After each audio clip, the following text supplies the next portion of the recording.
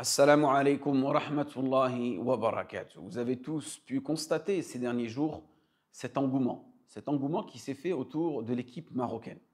Vous avez pu voir cette ittihad, on va dire cette union qui s'est créée dans les peuples africains, dans les peuples arabes, dans les peuples musulmans, où pour eux, quelque part aujourd'hui, le Maroc est devenu le porte-drapeau de ces peuples-là. Ça, vous avez tous pu le constater. Que ce soit du Maroc, Min al-Maghrib, donc le pays le plus éloigné au niveau de l'ouest, jusqu'à Oman, le pays le plus éloigné au niveau de l'est. Parfait. Et même certains pays qui avaient, on va dire, plus ou moins des problèmes ou une animosité envers le Maroc, mais on a vu qu'à travers cette Coupe du Monde, ils ont plus ou moins fermé les yeux, et quelque part, cette Coupe du Monde, elle est venue les réunir. Parfait. Donc, malheureusement, ce n'est pas al-Ukhuwa, ce n'est pas l'iman, ce n'est pas le tawhid, ce n'est pas l'aqida qui les a réunis, mais c'est ce sport-là. Donc, on voit la puissance, malheureusement, de ce sport. Parfait.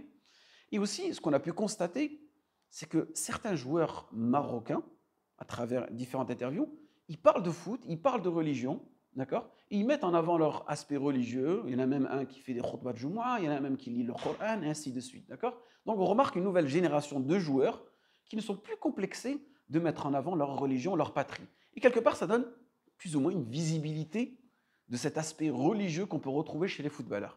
Est-ce que c'est une maslaha ou une nafsada? Allahu a'lam. Et on a pu aussi remarquer, barakallahu fikoum, une joie immense dans le regard de tous les supporters, toutes nationalités confondues. Première fois qu'on voit un pays en dessous de la Méditerranée mettre en difficulté, pulvériser des équipes, des grandes équipes européennes. Mais vous savez, il y a toujours un petit mais. Malheureusement, j'ai pu voir énormément de mukhalafat shar'iyya, c'est-à-dire des actes répréhensibles, des actes détestables.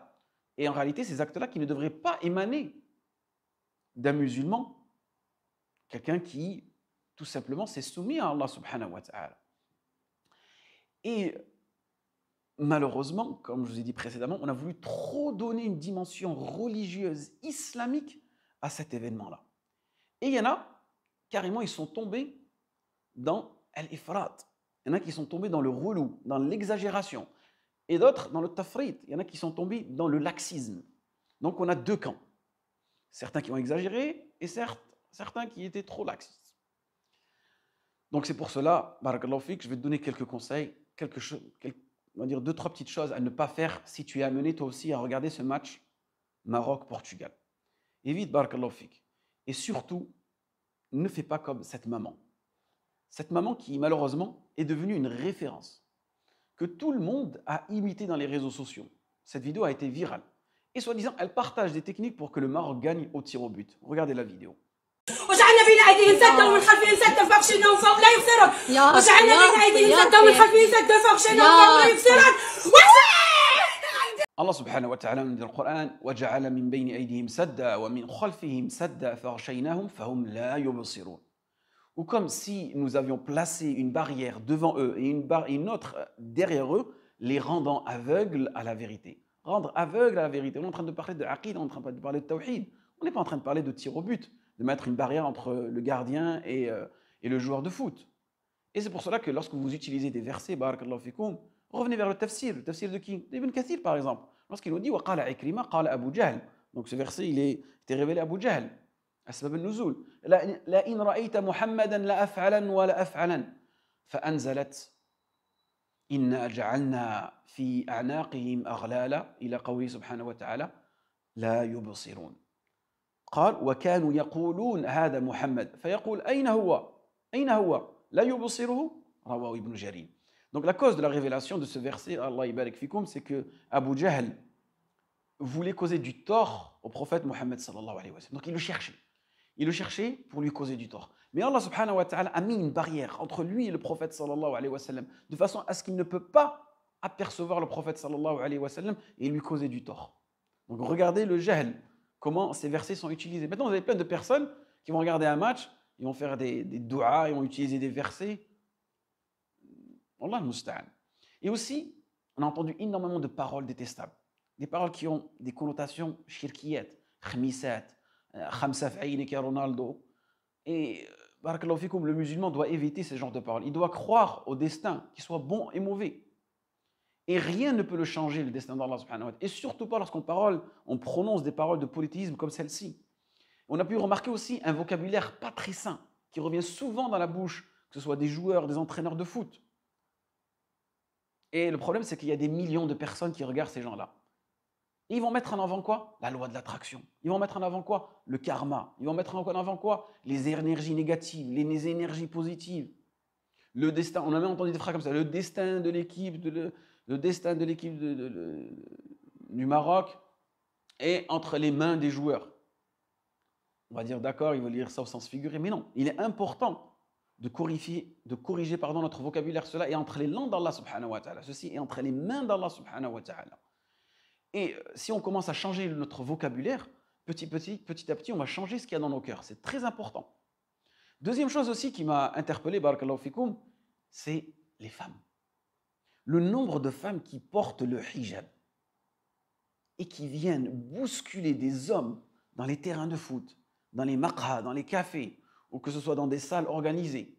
Et quelque part, ces femmes, sans s'en rendre compte, elles vont donner une dépréciation, une dévalorisation de l'image de la mara al-muhajjaba, de la femme qui porte le hijab, de la femme qui, quelque part, a fait un pas dans son cheminement spirituel.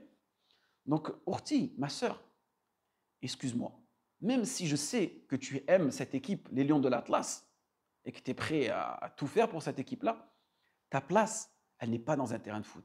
Elle n'est ni dans un café, ni sur les Champs-Élysées. Parce que n'oubliez pas que pour d'autres petites sœurs, ou des personnes qui n'ont pas encore réussi à atteindre votre cheminement spirituel, elles vous prennent pour exemple.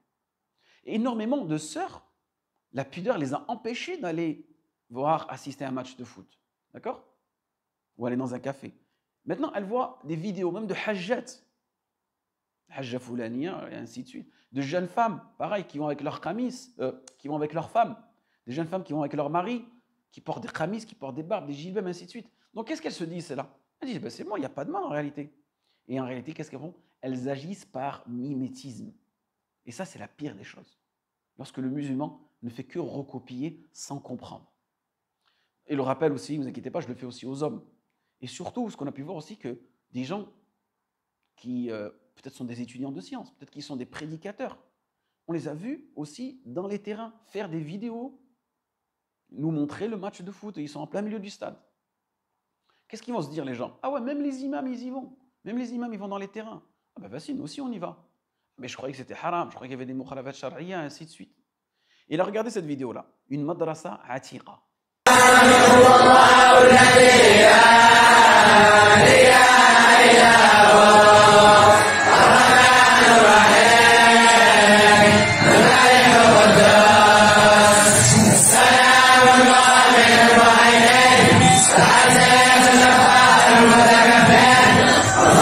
Qu'est-ce qu'ils ont fait dans cette madrasa? On voit des gens, des tullab al-ilm, avec leur shir, en train de faire des invocations spécifiques pour le foot. Ça, ce genre de vidéo, barakallahu fikoum, il ne faut pas les montrer. Il ne faut pas les divulguer. Parce que la place du religieux, elle va descendre dans le cœur des gens. Et qu'Allah subhanahu wa ta'ala vous préserve. Je ne suis pas en train de vous dire, c'est haram de regarder ce match. Oh, celui-là, il nous interdit tout. Mais barakallahu fikoum, il faut peser les méfaits, les intérêts, les masalih, les mafasid de cette coupe du monde. J'espère que ce n'aura pas été bénéfique pour vous et moi. Faqakumullah lima yuhibbu yarda. Wassalamu alaikum wa rahmatullahi wa barakatuh.